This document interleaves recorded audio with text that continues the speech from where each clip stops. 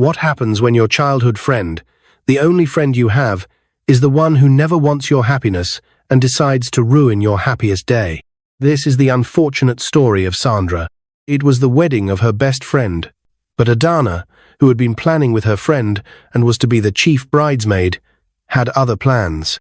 Despite being Sandra's childhood friend, Adana never truly wants her happiness and believes Sandra always takes what is supposed to be for her. Even Jonathan, she has been crushing on, ended up being Sandra's boyfriend, and they are about to get married. This can't happen again, not after defeating me and winning the best graduating student of the university. I have to put an end to this, Adana muttered. Good morning, Capon. My name is Adana. I got your number from an agent. There's software to be sold. I will trick her to your place in the next hour if we agree on price, Adana said. I hope this is not a setup because your voice doesn't sound like someone who has been in this line of business, Capon queried. But Adana assured him she wasn't playing any game with him. After the back and forth, they agreed on $10,000, which would be paid when the package was delivered. Hey, babe, it's your big day. Are you awake? Adana asked Sandra on the phone. Of course, I've been awake since 5. I'm trying to put something in order and get ready for my man. I am jealous. Getting married to a man like Jonathan is something to be really happy for. You know I am still single since men like Jonathan refuse to come for me. Stop it, Adana. You deserve the best man. Just believe in time and season. Remember, I wasn't in any relationship for 5 years before I finally met Jonathan. I even thought something was wrong with me, but here I am today. On your day, I will also serve as your chief bridesmaid, event manager, and everything else, and ensure you are happy because you've done so much for me that I never asked for. They both laughed, and Adana promised to do more to make her friend's wedding a memorable one for her. But babe, I am worried. The tailor is yet to deliver the Ankara wedding gown. That's what I want to use. I am an African, and I want to look like one at my wedding. You know you introduced her to me, Sandra said. That's why I even called. I am coming to your place. I have ordered an Uber. He will take us to the shop. I've spoken with the tailor. She has apologized for the delay, but we need to go together for you to test and make any necessary adjustments. We don't have time, Adana said. Thank you, babe. I am waiting for you. As Adana ended the call, he called Capon, and within a few minutes, he was in front of her house as a taxi driver. Together, they went to Sandra's house, who was already waiting for them. As she saw Adana in the car, she joined them. They went to the tailor's shop, collected the gown, and wore it. Adana convinced her not to remove it because time has gone by since it's for the traditional wedding, while she used the other dress for the dinner party in the evening. They left, and instead of going to her house, the driver took a different turn, wound up his car window, and increased his speed. At first, it was like a play, but when he took a path road and continued going despite her protest, she had to confront Adana about what was happening. It was then that Adana flared up and revealed the most shocking thing Sandra ever expected. Sandra, do you think I am a fool? I was supposed to win the Best Student Award and be celebrated for once, but no, you defeated me, and instead you were celebrated again. You still went ahead to accept my crush, Jonathan, whom I have been crushing on, and you think I will fold my arms and allow you to continue stealing my happiness. Sandra, this has to stop today. And I am sorry you wouldn't live to tell the story. Adana, what are you saying? You are my best friend. I trusted you. You never told me you were crushing on Jonathan, even when I told you he asked me about. You encouraged me to follow my mind, and I did. I didn't defeat you to win the Best Students Award. My CGPA gave me that. It wasn't an organized competition, and how would I have known you were vying for it when I don't know your CGPA and you never discussed it with me? As Sandra turned to face Adana and asked if she could really do this to her, she was covered with a fabric blindfold, preventing her from knowing the route they had taken. After 5 minutes, Sandra found herself inside a well-furnished apartment in the middle of nowhere. And the most surprising thing? She heard Adana concluding her negotiation, sold her to the Capon, collected the $10,000, and left. But before she left, Sandra assured her she wouldn't enjoy the money and would pay for her crime. As usual, Capon went inside to freshen up, before taking advantage of his victim and then delivering her to his clients, who will then do whatever pleases him. Throughout the drive, Capon didn't have the time to even look at the face of his new victim. The attention was just on how to arrive at the location, finish the deal, and look for another business deal. Meanwhile, at Sandra's house, the tension has gone higher. The guests have started to arrive, the groom was already around, but the bride, Sandra, had disappeared. "Woman, where is your daughter? Where did she go? What sort of embarrassment is this? And her number is switched off." Sandra's father, Mr. Andrew, shouted at Sandra's mother, Amara. "She only told me early in the morning that she was going to collect her dress for the traditional engagement morning. It's already been 4 hours since she left. Yes, she told me she was going with her friend, Adana, but her number is also switched off too. I don't know what is happening, and I don't have the tailor's address," Sandra's mother added. It was a total confusion, and it's becoming obvious there was something wrong. The groom's unease is becoming noticeable. He has tried Sandra's number multiple times, but it's switched off. He doesn't know how to tell his parents and the rest of the dignitaries that his wife is missing. He doesn't have the courage, and the embarrassment would be too much. He silently prayed to God not to disgrace him and his family, and to bring back Sandra safely for him and her family, who had suffered to train her for school and prepared for this big day. At where Sandra is held, Capon freshened up and came to the living room, ready to take action. But as he removed the blindfold from Sandra's face, he met the greatest shock of his life. "What? Sandra, what are you doing here?" Sandra looked up, and the face she saw shocked her the most. "Obina, is this you? Were you the Capon Adana was talking to in the car, the one that brought me here?" "Calm down. I am the one. And it's a long story." "Then tell me what went wrong. What happened to you?" Sandra asked, her voice shaking. "After we graduated, I was framed by a man I worked for. I was arrested, tortured, and spent 1 year in prison and lost my mother in the process. I had to fight back, and since I don't have the means to fight him, I joined this business, and I had taken the man's 2 children already, but I saw myself taking innocent people, which wasn't part of the original plan of joining the business, but the money that comes with it is enticing, and I couldn't resist its urge. But Sandra, you are a good woman.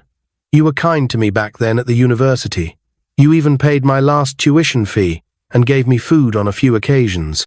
I can't do this to you and wouldn't have agreed if I knew you were the one. But I realize now it's not about the people I know. I have to stop the business, especially because of you." Sandra nodded, but still couldn't believe. Obina, one of the brightest students in her class, would turn out to be what she is seeing, and involved in such a devilish business. "How then do you handle the issue with Adana, the 10 million naira you already gave her as a price for me?" Sandra asked. "That's not an issue. That's where you will come in. I am helping you. You need to help me too, and play this card with me. I will take you to your house for your program to continue. But tell your parents that your best friend, Adana, kidnapped and sold you out. But a long-time friend played along as a buyer to see if she would really do it, but after she completed the deal, he decided to let you go for her to be arrested and prosecuted." Sandra agreed to the plan, and Capon drove her to her house. Her appearance stirred a lot of reactions, but she quickly went inside, calmed herself down, and explained to her parents and would-be husband, Jonathan, what transpired and how her course mate at the university played along to save her. They were stunned, but they can't doubt their daughter. They've known Adana since childhood, and her friendship with Sandra has been more than 20 years, and they became more like sisters. Adana was the only friend Sandra had. Why would she do that? Her mother questioned. While they quickly continued with the marriage rites, Sandra's father, Mr. Andrew, wasn't taking it lightly. He called Capon to further ascertain Sandra's claim, and when he confirmed it was the truth, he immediately called the divisional police officer in charge of the area. "Hello, DPO. We have a serious case to handle. My daughter, Sandra, was kidnapped this morning on her wedding day and sold to a man. Her best friend, Adana, who was supposed to be her chief bridesmaid, was the one who did this. But we thank God it was Sandra's course who played along as the buyer and even paid Adana 10 million naira. It was the man that brought Sandra back home. The wedding has started, but I want you to mobilize your men urgently and get her arrested before she leaves the country. Mr. Andrew explained, "Don't worry, sir. Just send her address and her phone number. We will pick her up as soon as that's done," the DPO assured him. Within a few minutes, he received Adana's address and her phone number. She was tracked, and he quickly mobilized his men and stormed her apartment. Adana, who had already booked an emergency flight to leave the country, was arrested when she was coming outside her house with her traveling bags and taken into custody. It was when Capon visited her at the station that she knew the game was up, but to her surprise, Capon denied any involvement, and with the support of Sandra's father, Capon was free despite Adana's claim of how she contacted him and agreed to buy Sandra for 1 million naira.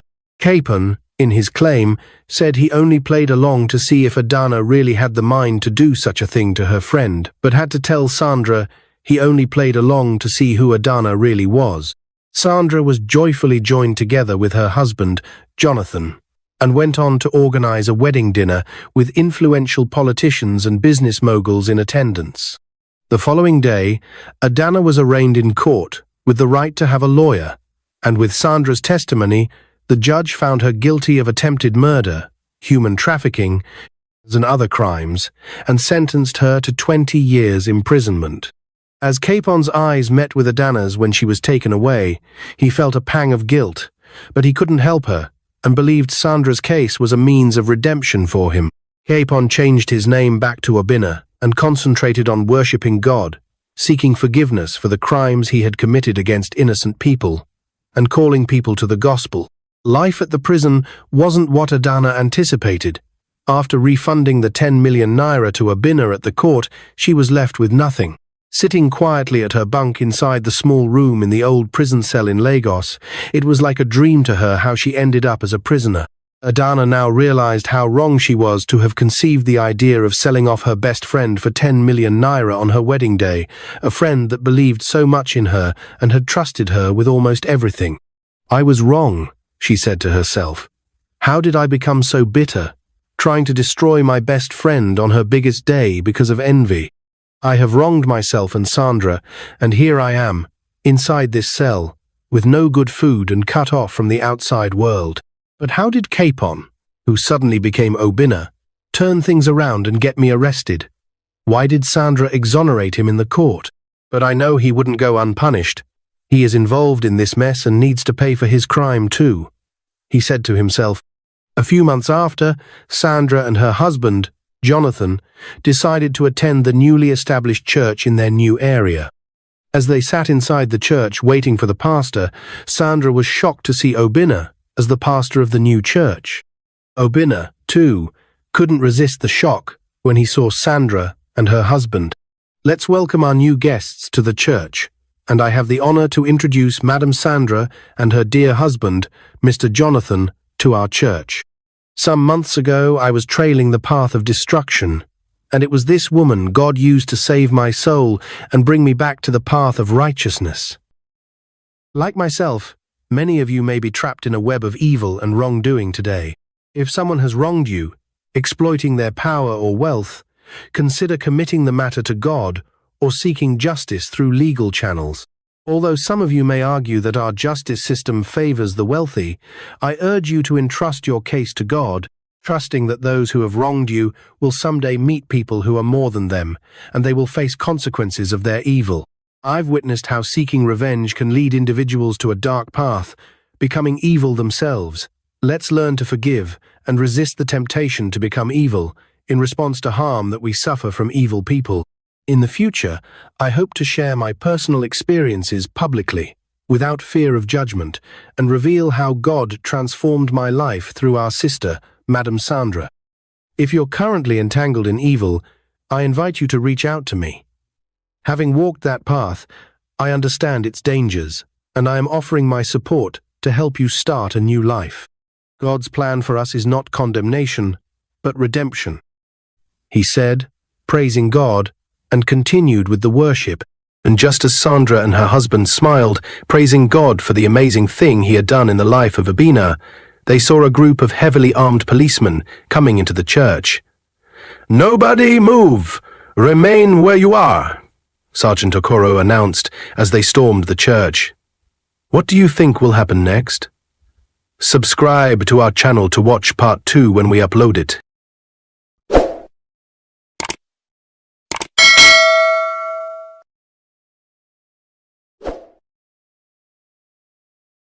The wedding hall is a palace of light crystal chandeliers, gold chairs, and white roses. Cameras flash. Violins sing. Guests whisper about the billionaire groom, Jonathan Jude, the tech wonder of Lagos, standing tall in a white agbada red cap, fingers laced with his bride, Juliet. Then the doors open. A woman steps in, small and thin, wearing a worn-out blue Ankara dress stained with mud. Her hair is messy and grey at the edges. In her right hand, she holds a wooden walking stick. People turn and stare. Some laugh. Some cover their noses like they smell something bad. The woman looks straight at the groom with eyes full of love and fear. "Jonathan," she says, voice shaking but clear. "It's me. It's your mother." The violins stop. A camera drops. Juliet's smile dies. Jonathan freezes. In the front row, men in expensive agbadas lean forward. Women in gilet whisper into their phones. A security guard steps closer to the aisle. The woman's name is Sandra Jude. She doesn't blink. She doesn't bow. She only takes one step forward, the stick tapping the marble floor. Jonathan pulls his hand away from Juliet's. He breathes out slowly, like a man cooling hot metal. He looks at the guards. "Take her out," he says, voice low but sharp. "She does not belong here." Gasps run through the hall like a wave. "Sir?" one guard asks. Surprised. "Now," Jonathan says louder. He turns to the guests with a rich smile. "I am sorry for this interruption." Two large guards in black suits move toward Sandra. She steps back, hugging her walking stick, eyes shining with tears. "Jonathan," she whispers, "I raised you with these hands. Don't do this to me." The guards lift her by the arms. Her feet leave the floor. The crowd splits like water around a stone. Phones rise in the air to record. Somewhere in the hall, someone laughs. Somewhere else, someone cries. Juliet looks away. As the guards carry Sandra down the aisle, she calls out, louder now, voice breaking, "Jonathan, it's me, your mother. I gave up my life for you. I did not remarry so you would have everything." Tears slide down her cheeks. "If I am lying, let shame follow me. But if I am telling the truth, the pain you give me today will come back to you in a way you do not expect." The doors swing open. Sandra was taken out. Bright afternoon sun floods the hall, and there was silence. This story did not begin with a wedding. It began with a promise. Years ago, in a small room in Lagos, with a thin mattress and a leaky roof, Sandra and her husband, Mr. Andrew Jude, held their newborn son. They named him Jonathan. Andrew was a taxi driver who worked late nights to feed his family. He told jokes in traffic. He sang old songs from his village. He always came home tired, but he always came home until one night he didn't. Armed robbers stopped his taxi on a lonely road. By morning, Andrew was gone. Sandra's heart broke, but she did not bend. She looked at her baby and made a decision that felt like tying a knot at the end of a rope. She would never remarry. She would give every breath, every money, and every drop of strength to raising Jonathan. People called it strange. Some called it foolish. She called it love. She sold Andrew's old taxi, the one with the cracked mirror and a tape of high-life music stuck in the player. With the small money, she started a firewood business. She bought logs. She hired men to split them. And when the work was too much and the money too little, she picked up an axe herself. Neighbors saw her at dawn, feet bare on the red dust, lifting the axe again and again. When Jonathan needed school fees, she swung faster. When he needed textbooks, she ignored the blisters on her hands. When he wanted a school computer to practice coding, she added night shifts. Splitting wood under the moon, the axe was a heartbeat in the darkness. Rest, people told her. I will rest when he is strong, she said. Time moved, as it always does. Years rubbed away the shine of her youth. At 40, she looked 50. At 50, she looked older still. But when Jonathan smiled, her face lit up like morning. Jonathan was clever. He loved numbers that danced and letters that talked to machines. He got a scholarship to the University of Lagos to study software engineering. He became the best student in his class. He made apps that people used. He worked for an international tech company and then left to build his own Natantech. Natantech grew fast like fire in dry grass. Investors came. TV shows called. Jonathan wore fine suits and spoke on stages with bright lights. His office looked over the water at Banana Island, where the air felt cool and the roads were smooth. People clapped for him everywhere. They called him the pride of Lagos Tech. They called him the boy who turned code into gold. They called him the billionaire son of nobody. But he was not a son of nobody. In a small room with a thin mattress, a woman waited for her child. At first, Jonathan sent money and called sometimes. Then he called less. Then not at all. Sandra would sit by the door and watch the street. She would turn when footsteps passed, hoping. She visited his new mansion once. The gate did not open. The guard told her to leave. She left her name. She left a note. She left with tears in her eyes. On quiet nights, she asked God questions. Did she make a mistake by locking her own heart for her son? Did she forget to keep any joy for herself? But even in her sadness, she whispered, "He will remember. He will not forget me." Then the news came from a neighbor's radio before it came from her son. Jonathan was getting married, the hottest wedding of the year. Juliet is the beautiful bride. No invite came, no call, no text. Sandra stared at her clothes. She owned 2 good wrappers, both old. She touched the Ankara dress with the torn hem. She brushed her hair with her fingers. She picked up her walking stick, the one that kept her steady when her knees shook. And she said, "I am his mother. I have a right to see my son." She took a bus. She walked the last long stretch under a hot sun. When she reached the hall, the guards tried to stop her. She looked them in the eyes and said, "Please, I will not cause trouble. I only want to bless my son." Maybe it was the way her voice sounded. Maybe it was the way she held the stick like a prayer. The guard stepped aside. She entered the palace of light. Now the doors slam behind her as the guards carry her out. The music inside starts again, trying to cover the shame like a cloth thrown over a broken chair. Outside, heat wraps the air. Cars glide past. People in fine clothes move in and out. The guard sets Sandra on her feet. One points down the steps. "Mama, you need to leave," he says, softer than before. Sandra sways but does not fall. She grips her stick with both hands. "I have left," she says, voice calm, tears drying on her face. "But tell him this. A gate can lock out a person, but it cannot lock out the truth." Behind her, the doors open again. Laughter spills out. A cheer rises. Maybe the cake has arrived. Maybe the couple is dancing. Sandra turns away from the hall. She wipes her eyes with the back of her hand and steps off the last marble stair to cross the street. Her mind is full of a little boy with scraped knees, of school fees she paid with split wood, of a promise she kept even when it hurt. She doesn't see the black SUV turning fast. She doesn't see the driver checking his phone. She only hears the sudden blast of a horn, long, loud, and close. Sandra lifts her eyes, frozen in the bright white lights. A hand reaches out from the crowd, but it is too late. The car hits the brakes hard, the tires cry against the road, and Sandra's wooden walking stick flies from her hand like a thin brown bird. Everything turns into noise, shouts, footsteps. The sharp smell of hot rubber filled the air. Someone yells, "Call an ambulance, call now." Another person bends near her.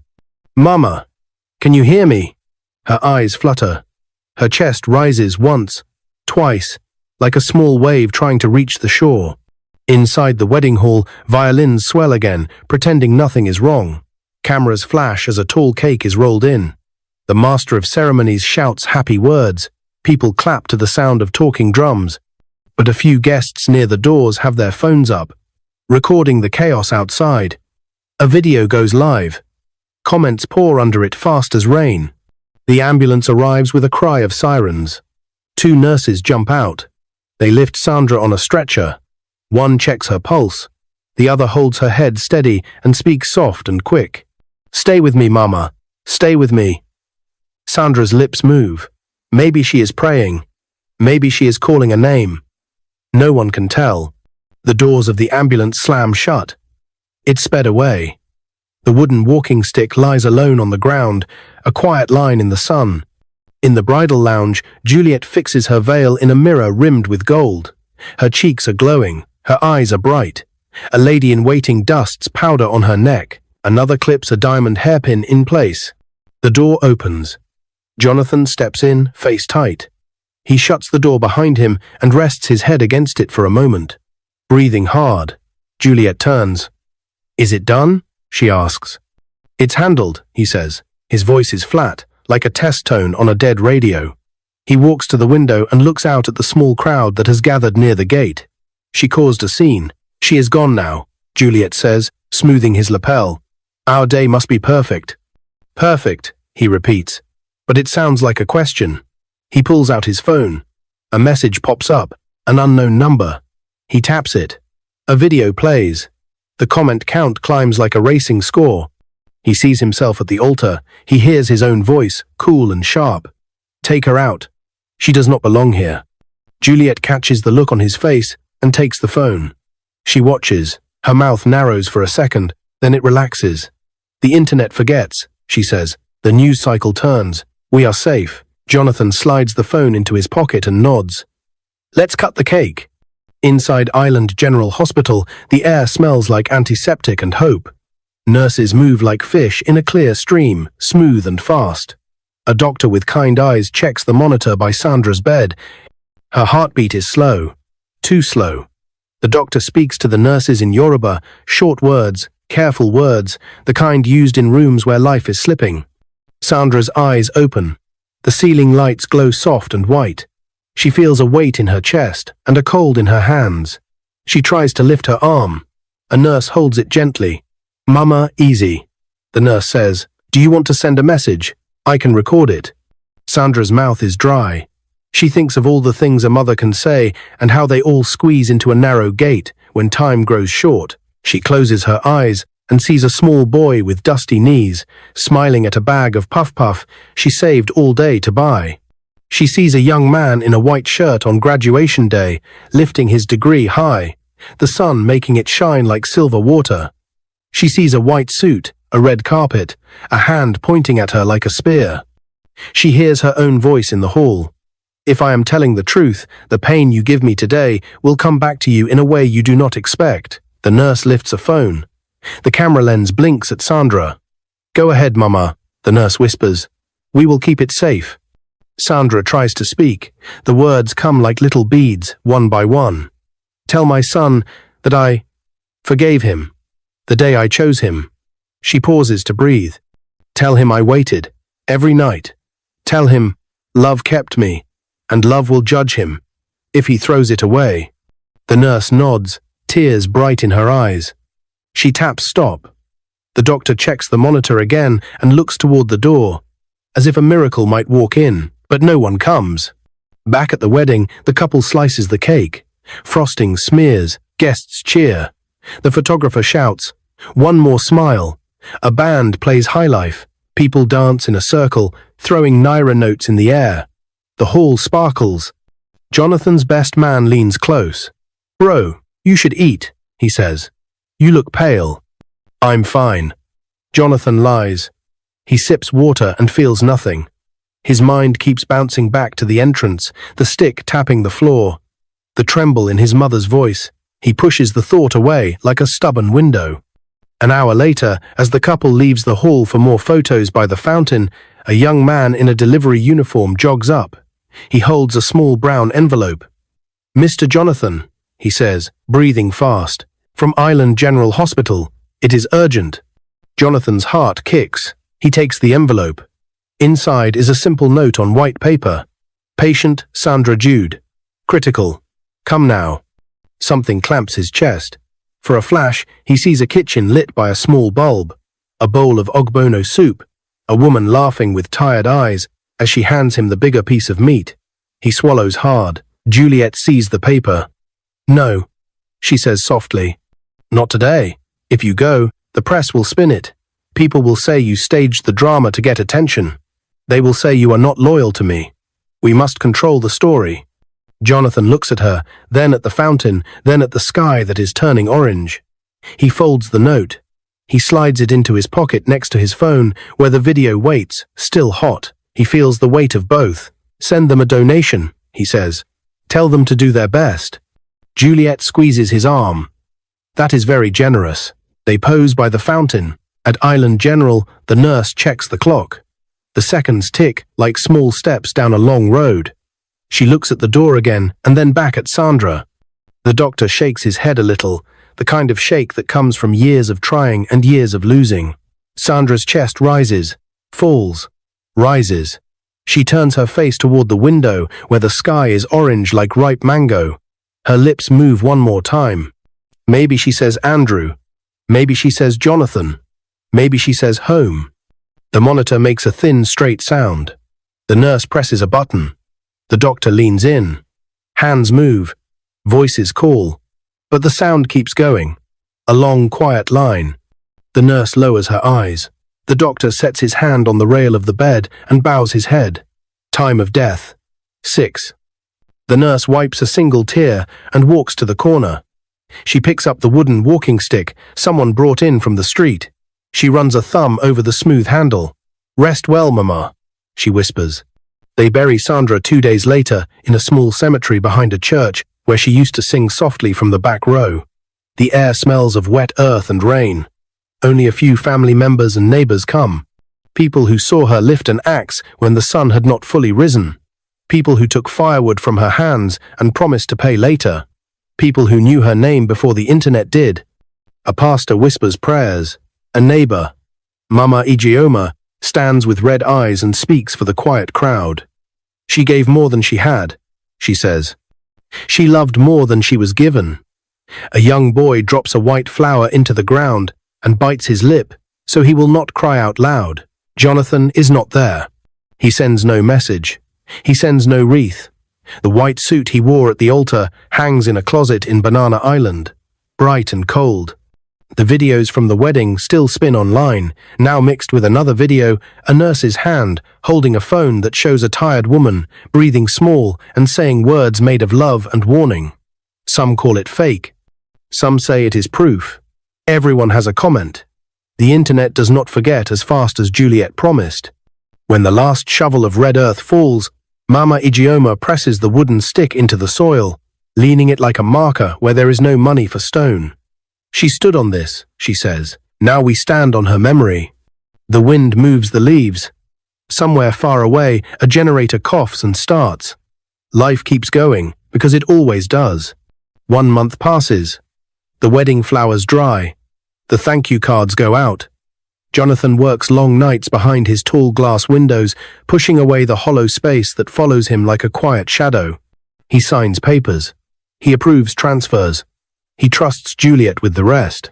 On a hot Tuesday afternoon, he steps into the garage and stops. A rectangle of empty air sits where a white SUV used to be. He frowns. He walks to the safe room and types a code. The door opens. Inside, shelves line the walls. Some shelves are bare. He calls Juliet.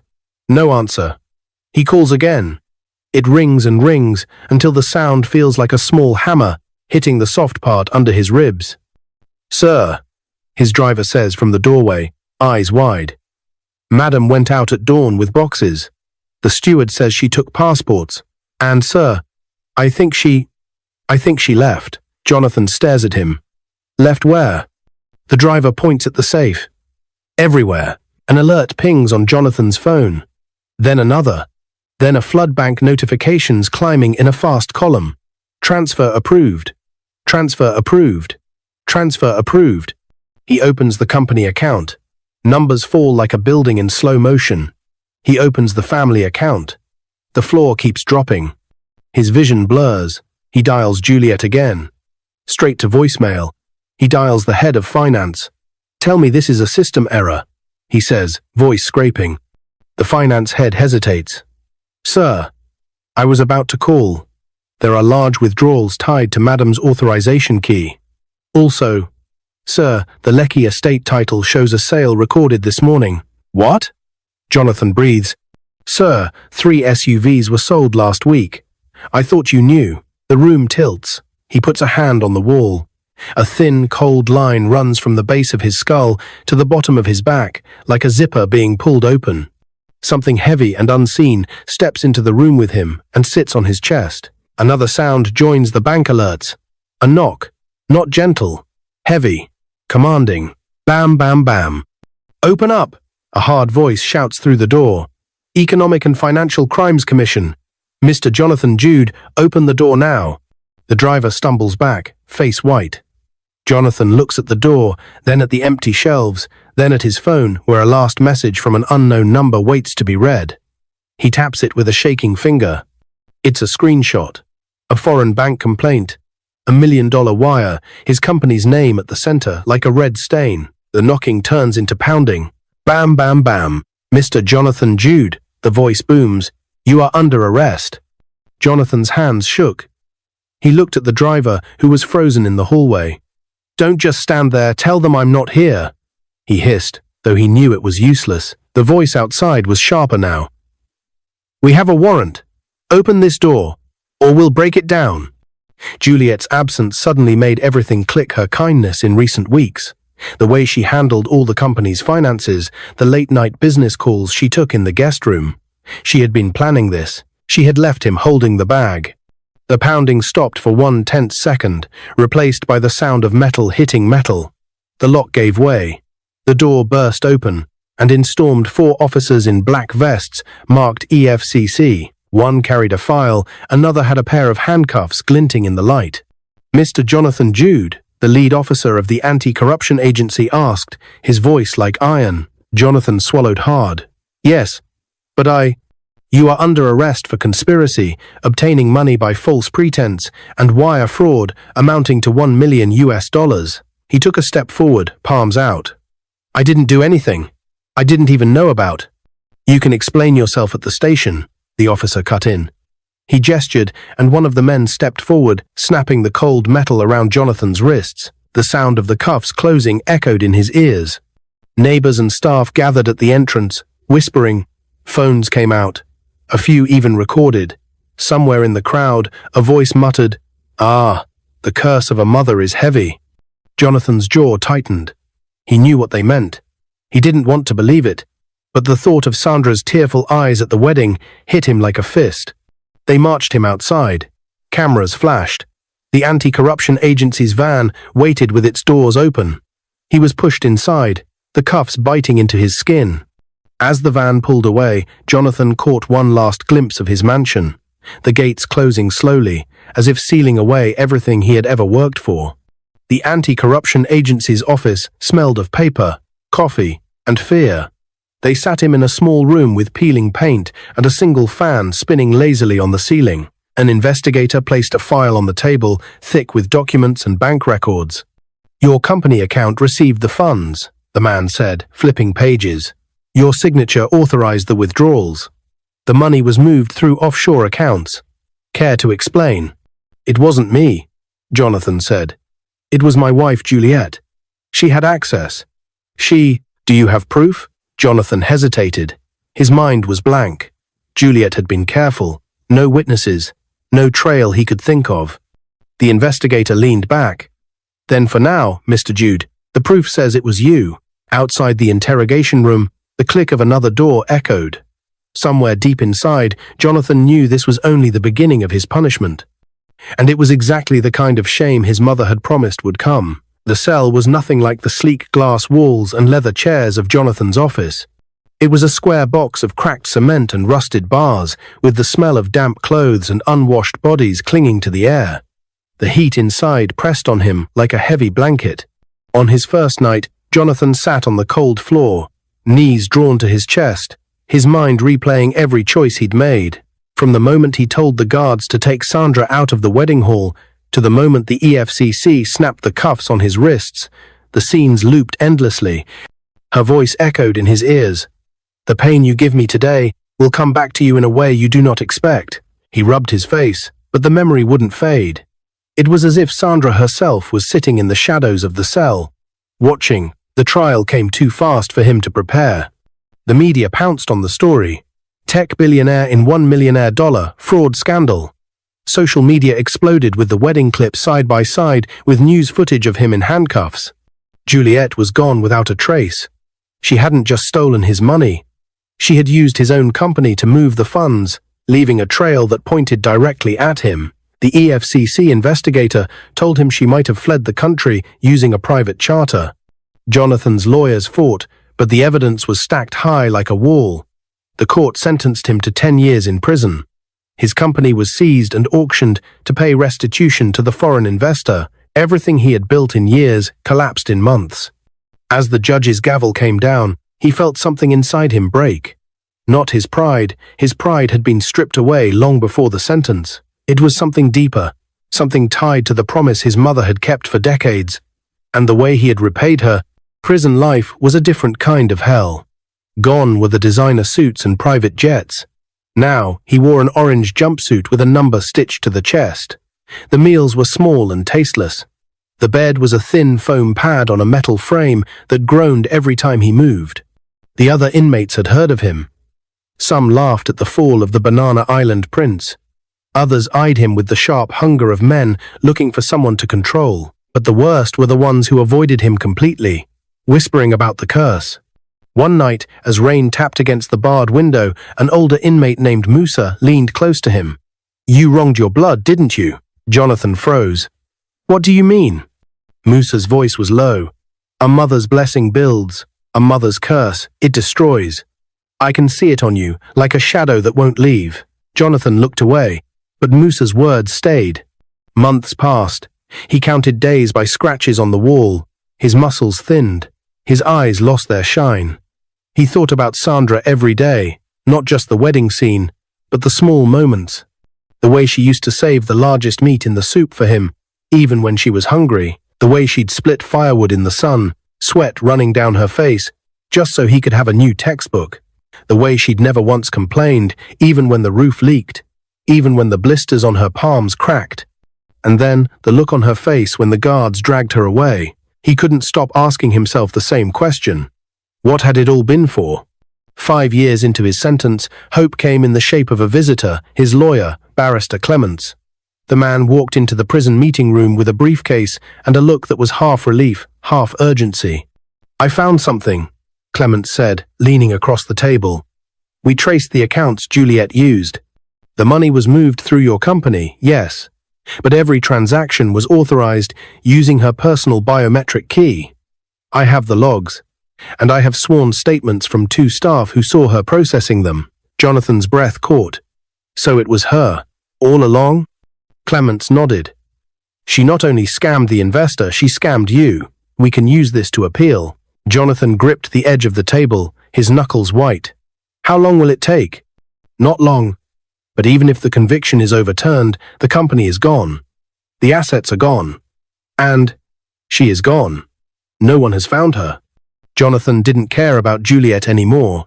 He only thought of one thing, that he might be able to walk out of prison without the title of fraudster hanging over his head. It took 6 more months, but the appeal succeeded. The court accepted that the fraud was committed by Juliet, not him, and ordered his release. When he walked out of prison, the sky felt bigger than he remembered. The air smelled of rain and exhaust fumes. Freedom felt strange light and heavy at the same time, but freedom without direction is just another kind of prison. He had no company, no home, no wife, and no friends willing to take him in. His name was still stained in the public eye, and worst of all, the person he most wanted to apologize to, the one who could have forgiven him, was gone. That night, he rented a small room in a run-down building on the outskirts of Lagos. The mattress was thin, the window cracked, the fan noisy. He sat on the edge of the bed, staring at the floor. His eyes caught something in his bag.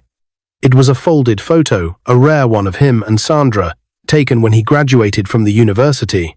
She stood beside him in a faded wrapper, smiling like she had just won the lottery. Jonathan held the photo to his chest and closed his eyes. "I'm sorry, Mama," he whispered. "I should have been your joy." not your shame." In the silence, he thought he heard her voice again, soft but steady. "Love will judge you if you throw it away." And as the night deepened, Jonathan realized that even though prison walls had released him, he would carry this one, the prison of regret, for the rest of his life. But what he didn't know was that the curse had one more twist left. Jonathan woke up the next morning to the sound of voices in the hallway of his rundown building. Someone was knocking on doors, asking for directions. A few seconds later, there was a knock on his own door. He pulled on a shirt and opened it. A tall man in a black suit stood there, holding a sealed brown envelope. The man's face was unreadable, his voice low and professional. "Mr. Jonathan Jude?" "Yes." The man handed him the envelope. "From Barrister Clements. He said you must read it in private." Without waiting for questions, he turned and walked away. Jonathan closed the door and sat on the bed. His hands shook as he broke the seal. Inside was a typed letter and a smaller, older envelope taped to it. The typed letter read, "Jonathan, I hesitated to give this to you, but after recent events, I believe you deserve to know. Your mother, Sandra, left this in my care years ago, instructing me to deliver it only if something happened to her. I never thought I would have to honor that promise so soon. Read it carefully. It may be the last conversation you ever have with her. Clements." Jonathan's heart pounded as he peeled off the smaller envelope. His name was written on it, in Sandra's neat, careful handwriting. He opened it and pulled out a single folded page. "My son, if you are reading this, it means I am no longer here to tell you these words myself. I have loved you since the moment I first held you. I chose you over my own happiness, over the chance to start again, because I believed you were my purpose. But love is not a shield against pride. Pride can turn even the best of us into strangers to the ones who gave us life. The day you turned me away from your wedding, I felt something in my heart break. I did not curse you out of hate, Jonathan. I spoke from the pain of knowing that the boy I raised with my sweat and my prayers had forgotten me. If the pain has come back to you, as I said it would, I hope it is not to destroy you, but to change you. You can still be the man I prayed you would be. Not a man with wealth or titles, but a man with a heart that will never again forget where he came from. Forgive yourself, son. Then go and make right what you can, while you still have the breath to do it. Mama." The paper blurred as tears filled his eyes. He clutched it to his chest like a lifeline. The words cut deeper than any prison sentence, but they also lit a small candle in the dark cave he'd been living in since his release. For hours, he sat on the bed, thinking about what "make right what you can" meant. He couldn't bring her back. He couldn't erase the wedding humiliation or the years of neglect, but maybe he could live in a way that honored her, even if the world never forgave him. That afternoon, he walked into a small neighborhood church with peeling paint and wooden benches. He asked to speak to the pastor, a soft-spoken man in his 60s. "I need to help people," Jonathan said simply. "I don't have much, but I can work. I can use my skills." The pastor studied him for a long moment before nodding. "We run a small computer training program for underprivileged youth. The man who taught it left months ago. Maybe you can take his place." It wasn't a tech empire. There were no glass walls or conference rooms. Just a dusty room with 5 old desktop computers and a group of curious teenagers who looked at him like he might be able to open a door they'd never seen before. The first day he stood in front of them, he remembered Sandra handing him his first second-hand laptop. The joy in her face, as if she had bought him the moon. He smiled for the first time in months. "Let's begin," he told them. Weeks turned into months. The training program grew. Local businesses donated newer computers. Some of the students landed small freelance jobs online.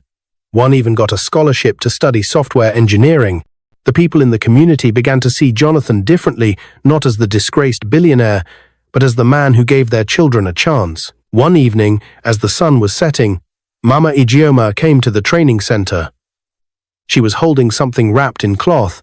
"This belongs to you," she said, placing it in his hands. Jonathan unwrapped it and stared.